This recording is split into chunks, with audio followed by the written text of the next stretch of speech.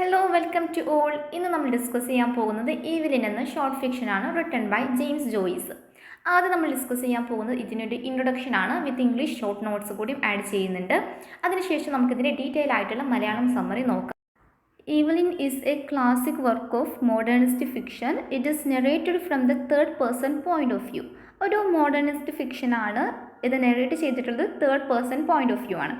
The story reveals the thoughts of a young Irish woman who plans to leave her miserable life in Ireland and emigrate to Argentina to seek out a happy life with her lover. എന്താണ് പറയുന്നത്? ഒരു young ആയിട്ടുള്ള ഒരു Irish സ്ത്രീയുടെ thoughts ആണ് ഇതിൽ പറയുന്നത്. അയർലൻഡിൽ അവളുടെ ദുരിതപൂർണമായിട്ടുള്ള ജീവിതം ഉപേക്ഷിച്ചിട്ട് തൻ്റെ ലവറിൻ്റെ കൂടെ ഒരു നല്ലൊരു ജീവിതം കെട്ടിപ്പിടിക്കുന്നതിന് വേണ്ടിയിട്ട് അർജൻറ്റീനയിലേക്ക് കുടിയേറാൻ അവൾ പ്ലാൻ ഇടുന്നുണ്ട്. As the story unfolds, Evelyn is looking out of the window of her father's home thinking about her childhood days. ഈ ഒരു കഥ തുടങ്ങുന്നത് എങ്ങനെയാണ്? ഈവലിൻ അവളുടെ പിതാവിൻ്റെ വീടിൻ്റെ ജനലിൽ കൂടി നോക്കി തൻ്റെ ചൈൽഡ്ഹുഡ് മെമ്മറീസ് ഒക്കെ അവൾ ഓർത്തെടുക്കുന്നതായിട്ടാണ്. She reviews the events of her past life and thinks of leaving Dublin for a better life in Buenos Aires. Buenos Buenos Airesilo. She finds her life dull and oppressive as she is burdened with the responsibility of running the household. In addition to her work in a shop, moreover, her father is an alcoholic with a cruel and violent attitude. അവളുടെ past ലൈഫിൽ അവളുടെ experience ഒക്കെ വെച്ചിട്ട് അവൾ എന്ത് ചെയ്യാണ്? അവളുടെ വീട് വിട്ടിട്ട് ഓടിപ്പോയാലോ എന്ന് നമ്മൾ ചിന്തിക്കുകയാണ്. അവളുടെ ജീവിതം എന്ന് പറഞ്ഞാൽ ഭയങ്കര ഡള്ളായിട്ടുള്ളൊരു ഒപ്രസീവ് ആയിട്ടുള്ളതായിരുന്നു, ഒരു മടുപ്പുള്ളതായിരുന്നു. കുടുംബത്തിലെ ജോലികളൊക്കെ കഴിഞ്ഞിട്ട് പുറമെ അവൾക്ക് വേറെയും ജോലികൾ ചെയ്യേണ്ടതായിട്ടുണ്ട് കുടുംബം നിലനിർത്തുന്നതിന് വേണ്ടിയിട്ട്. അവളുടെ പിതാവ് എന്ന് പറയുന്നത് ഭയങ്കര ആൽക്കഹോളിക് ആയിട്ടുള്ള ഒരു കുടിയനായിട്ടുള്ള ഒരു ക്രൂവലായിട്ടുള്ള ഒരു വയലൻ്റ് ആറ്റിറ്റ്യൂഡായിട്ടുള്ള ഒരു വ്യക്തിയാണ്. Eveline's mother is dead and her brother is away on business. ഈവലിൻ്റെ അമ്മ മരിച്ചു പോയിട്ടുണ്ട്, അവൾക്കൊരു ബ്രദർ ഉണ്ട്, അദ്ദേഹം ഒരു ബിസിനസ്സുകാരനാണ്, എപ്പോഴും വീട്ടിൽ നിന്ന് അകലെയാണ് ബിസിനസ്സും കാര്യങ്ങളൊക്കെ ആയിട്ട്. Eveline plans to elope with Frank, a sailor and her secret lover. ഈവലിന് പ്ലാൻ ചെയ്യുകയാണ് ടു എലോപ്പ്, ചാടി പോകുന്നതിന് വേണ്ടിയിട്ട് അവളുടെ ലവറായിട്ടുള്ള സെയിലറായിട്ടുള്ള ഫ്രാങ്കിൻ്റെ കൂടെ. She feel happy to leave. അവൾക്ക് എന്താണ്? ഷീ ഫീൽസ്, അവൾക്ക് ഭയങ്കര സന്തോഷമാണ്. But is worried about fulfilling he promises to her dead mother. അവളുടെ അമ്മ മരണപ്പെടുന്ന സമയത്ത് അവൾ അമ്മക്കൊരു പ്രോമിസ് കൊടുത്തിട്ടുണ്ടായിരുന്നു, അത് അവൾക്ക് ഫുൾഫിൽ ചെയ്യാൻ സാധിക്കില്ലല്ലോ എന്നുള്ളൊരു ഭയം, എന്നൊരു സങ്കടം അവൾക്കുണ്ടായിരുന്നു. She believes Frank will save her from the boredom and hopeless domestic situation. ഇതേ സമയം അവൾ ഓർക്കുന്നത് എന്താണ്? ഫ്രാങ്ക് അവളുടെ ഈ ഒരു ബോറടിയിൽ നിന്നും ഇത്തരത്തിലുള്ള മിസറബിളായിട്ടുള്ള ഈ ഒരു ജീവിതത്തിൽ നിന്നും അവളെ മോചിപ്പിക്കുമെന്നും അവൾ കരുതുന്നുണ്ട്. ഇപ്പോൾ അവളുടെ മനസ്സ് എന്താണ്? രണ്ട് തട്ടിലാണ്. She is divided between the call of home and the past and the call of for new experience and the future. എന്താണ്? ഒരു തട്ടിൽ എന്താണ്? അവളുടെ വീട്, അവളുടെ ഒരുപാട് പാസ്റ്റ്, അവളുടെ പഴയ ഓർമ്മകൾ. മറ്റേ തട്ടിൽ എന്താണ്? അതെ, അവളുടെ ന്യൂ എക്സ്പീരിയൻസ് ആൻഡ് ഫ്യൂച്ചറാണ്. ഓക്കെ, ഇവ രണ്ടിനും ഇടയിൽ ഒരു തീരുമാനം എടുക്കാൻ കഴിയാതെ അവൾ നിൽക്കുകയാണ്. She is unable to take a decision. Finally the memory of her mother's unhappy life with her cruel father pushes her to port where Frank is waiting to board the ship with her. അതേസമയം തൻ്റെ അച്ഛൻ തൻ്റെ അമ്മയോട് ചെയ്തിട്ടുള്ള ക്രൂരതകളൊക്കെ അവൾ ഓർക്കുന്നു. അങ്ങനെ അവൾ എന്ത് വിചാരിക്കുന്നു? നമുക്ക് വീട് വിട്ട് തൻ്റെ ലവറായിട്ടുള്ള ഫ്രാങ്കിൻ്റെ കൂടെ പോകാം എന്നുള്ള ഉറച്ച തീരുമാനത്തിൽ അവൾ ഉറച്ചു നിൽക്കുന്നുണ്ട്. അങ്ങനെ അവൾ തുറമുഖത്തെത്തുന്നു. ആ സമയത്ത് കപ്പലിൽ കയറാൻ ഫ്രാങ്ക് അവളെ നോക്കി നിൽക്കുന്നു. കപ്പലിൽ കയറുന്നതിന് തൊട്ട് മുമ്പായിട്ട് അവളുടെ ധൈര്യം ചോർന്നു പോവുകയാണ്. തുറമുഖത്ത് ബാരിയറിൽ പിടിച്ച് അവൾ അനങ്ങാതെ നിൽക്കുന്നുണ്ട്. അവളുടെ വീടും കഴിഞ്ഞ കാലഘട്ടങ്ങളും മറക്കാനൊന്നും അവൾക്ക് കഴിയുന്നില്ല. But as she is just about to board the ship, Eveline loses her nerve and turns away from the port. She is unable to forget her past and her memories. ഇതേ സമയം നമ്മുടെ ഈ സമ്മറി നോക്കുന്ന സമയത്ത് നമുക്ക് മനസ്സിലാകുന്നുണ്ട് അച്ഛൻ അത്രയ്ക്ക് ക്രൂരനൊന്നുമല്ല എന്നുള്ള കാര്യങ്ങൾ.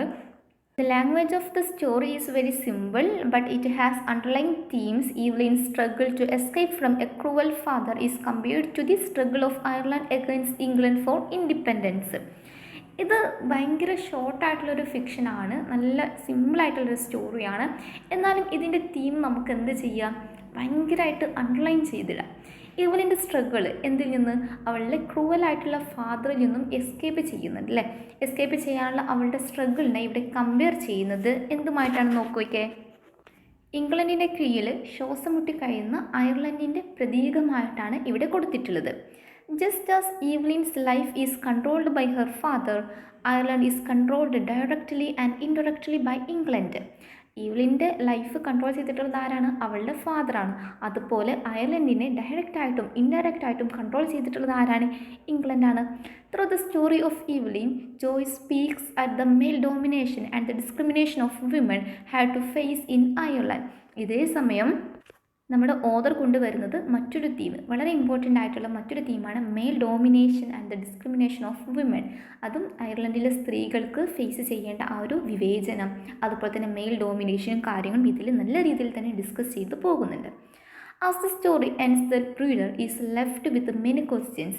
Why does Evelyn change her mind at the last moment? Is it her love of the homeland and nostalgia for the past that stop her from going with Frank? It is her duty to her father and brother that makes her go back on her resolve? Or does she doubt that her life with Frank will be like her mother's life with her father?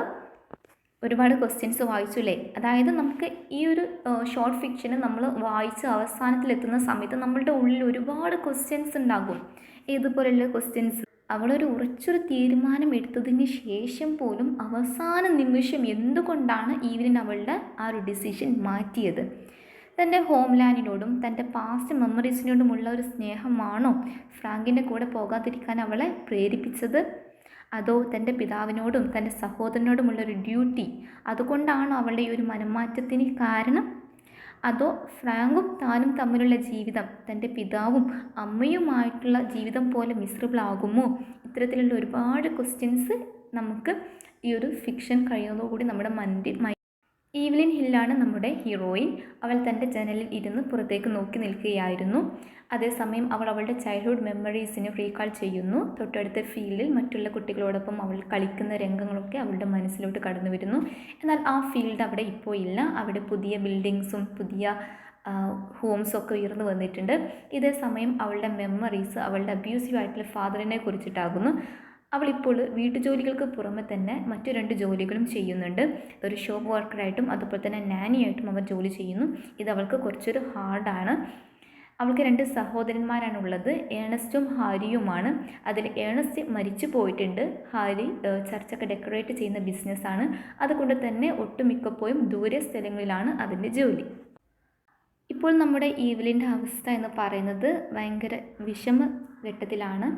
അവളുടെ മനസ്സിലുള്ളത് 2 കാര്യങ്ങളാണ്. ഒന്നാമതായിട്ട് പറയുന്നത് remain at home like A dutiful daughter or leave Dublin with her lover Frank. എന്താണ് ഒന്നാമത് പറയുന്നത്? അവളുടെ അച്ഛൻ്റെ കൂടെ ഒരു ഡ്യൂട്ടിഫുൾ ആയിട്ടുള്ള ഒരു ഡോട്ടറായിട്ട് വീട്ടിൽ തന്നെ നിൽക്കണോ, അതോ തന്നെ ഏറ്റവും കൂടുതൽ സ്നേഹിക്കുന്ന ഫ്രാങ്കിനെ കൂടെ താൻ പോകണോ എന്നുള്ള രീതിയിലാണ്. ഇനി ഫ്രാങ്കിനെ കുറിച്ചിട്ട് പറയുന്നത് അദ്ദേഹം ഒരു സൈലറാണ്. He is very kind, manly and open hearted and he wants her to marry him and live with him in Buenos Aires. എന്താ പറഞ്ഞത്? ഫ്രാങ്ക് ഒരു നാവികനാണ്. അയാൾ വളരെ ദയവുള്ള, നല്ല പുരുഷത്വമുള്ള, തുറന്ന മനസ്സുള്ള നല്ലൊരു വ്യക്തിയാണ്. ഇവളെ കല്യാണം കഴിച്ചിട്ട് ബ്യൂണോസ് അയേഴ്സിലേക്ക് ഇവളെ കൊണ്ടുപോകണമെന്നാണ് അവൻ്റെ ഒരു ആഗ്രഹം. ഇതിന് അവൾ ഓൾറെഡി എഗ്രി ചെയ്തിട്ടുണ്ട്. ഫ്രാങ്കുമായിട്ടുള്ള അവരുടെ ഈ ഒരു പ്രേമം അവളുടെ അച്ഛൻ അറിയുന്നത് വരെ, അച്ഛൻ അതിൽ ഇടപെടുന്നത് വരെ വളരെ പ്ലസൻ്റ് ആയിട്ടുള്ളൊരു, പക്ഷേ അവളുടെ അബ്യൂസീവായിട്ടുള്ള പിതാവ് എപ്പോഴും ഫ്രാങ്കുമായിട്ട് വഴിക്കടിക്കുകയും ഫ്രാങ്കിനെ കാണലിൽ നിന്ന് ഇവളെ വിൽക്കുകയും ഒക്കെ ചെയ്തിട്ടുണ്ട്. എന്നാലും ഈ 2 ലവേഴ്സ് സീക്രട്ടായിട്ട് പരസ്പരം കണ്ടുമുട്ടിയിട്ടുണ്ടായിരുന്നു. ഒരു ദിവസം അവൾ വീട്ടിലിരുന്നിട്ട് തൻ്റെ ന്യൂ ലൈഫിനെ കുറിച്ചിട്ട് ചിന്തിക്കുകയാണ്. അതേസമയം അവളുടെ മടിയിൽ 2 ലെറ്റേഴ്സ് ഉണ്ട്. ഒന്ന് അവളുടെ പിതാവിന് എഴുതിയതാണ്, മറ്റൊന്ന് അവളുടെ സഹോദരനായ ഹാരിക്ക് എഴുതിയതാണ്. തൻ്റെ അമ്മ ജീവിച്ചിരുന്ന സമയത്ത് നല്ല നല്ല ഓർമ്മകൾ അവളുടെ മനസ്സിലോട്ട് കടന്നു വരുന്നു. അപ്പോൾ നമുക്ക് മനസ്സിലായി അവളുടെ അമ്മ മരണപ്പെട്ടിട്ടുണ്ട്. അവൾ അവളുടെ അമ്മക്കൊരു പ്രോമിസ് കൊടുത്തിട്ടുണ്ടായിരുന്നു. She did promise her mother to dedicate herself to maintaining the home.